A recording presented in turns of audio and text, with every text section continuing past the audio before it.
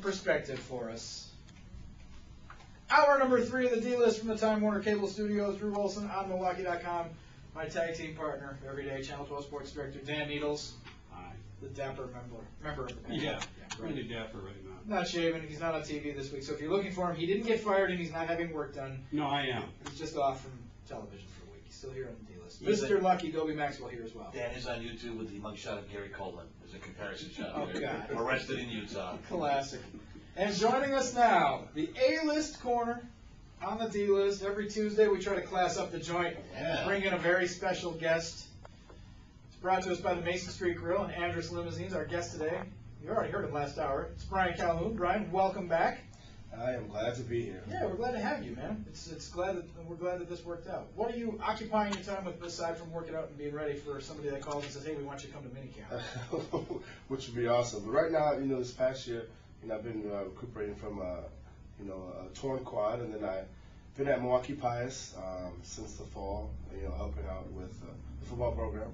I'm on slate to also help out with the track program and, being a strength coach there. So I've been keeping busy.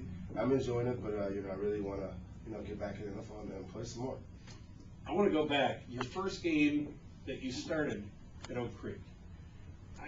Tell me if I'm wrong on the numbers. 7 touchdowns, 249 yards rushing, something like that? It was my junior year.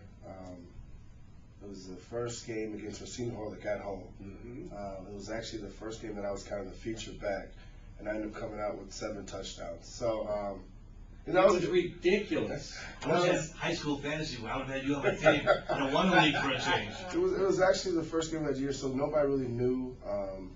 Nobody was really expecting that from me at the time, and I think from then on, there's been, a target on my back, in high schools, but that was kind of my coming up party. So, it was a good game, and, it led to me being where I am now.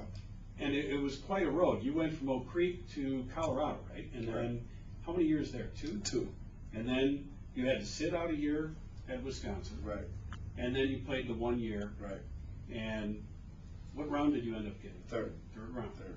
So that path turned out pretty good. I mean, it probably could have gone wrong somewhere along the way. When you think about it, it probably turned out about as good as it could have been. Right. I mean, I definitely took a lot of different roads to get to where I am. I didn't actually play football until my freshman year at Oak Creek, so that was the first time I ever playing football. I ended up, having a lot of scholarship offers. Went to Colorado, spent 2 years there, had a great time out there, had some success. Came back, transferred, sat out a year, and that year they ended up going 9-3 and going to the Outback Bowl, losing to I think it was Auburn. No, it was Georgia. And then the next year, was kind of my coming out year, Wisconsin, and my first game there was 240 yards and 5 touchdowns. So it couldn't turned out any better than it did. And I was just thankful for, Coach Ivers letting me come back to Wisconsin and the Wisconsin fans accepting me as much as they did. Was there pressure in that situation? Were people accepting right away, or was there a time when you had to kind of prove yourself, or, why did you leave us? Why did you stay at State? I don't think there was any pressure, because I came back and I sat out a year. So there's no pressure whatsoever. And I actually went from being a 2-year starter at Colorado to being on the scout team. So that was humbling. That was a very humbling switch, and that was a very tough situation for me right at first. But then, I had a chance to really focus on school, had a chance to get, acclimated to my surroundings and my new teammates. And then I think the following spring, I was just so excited to be ready to play that, I put it all on the field, and it turned out to be a great season. Now, you played with Joe Thomas. Right. He's been in the NFL, I think, 3 years? 3 years. 3 Pro Bowls. Unbelievable talent. And you can see that back in his days at Wisconsin's days at Brookfield Central. Hard worker, great guy to be around, made everybody around him better. So I have nothing but great things to say about him.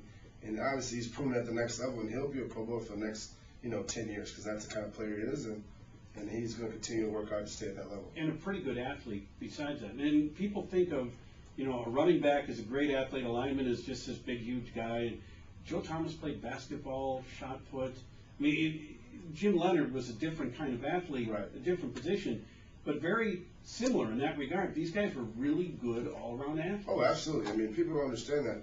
I mean, Joe was, all-state, all-American in track thrower. He was one of the best in the country in college at throwing. He was a great basketball player.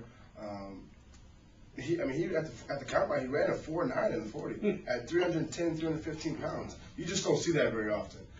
So he's a special athlete. Jim Leonard's the same way. A guy, if you saw Jim Leonard in the street, you wouldn't know who he is.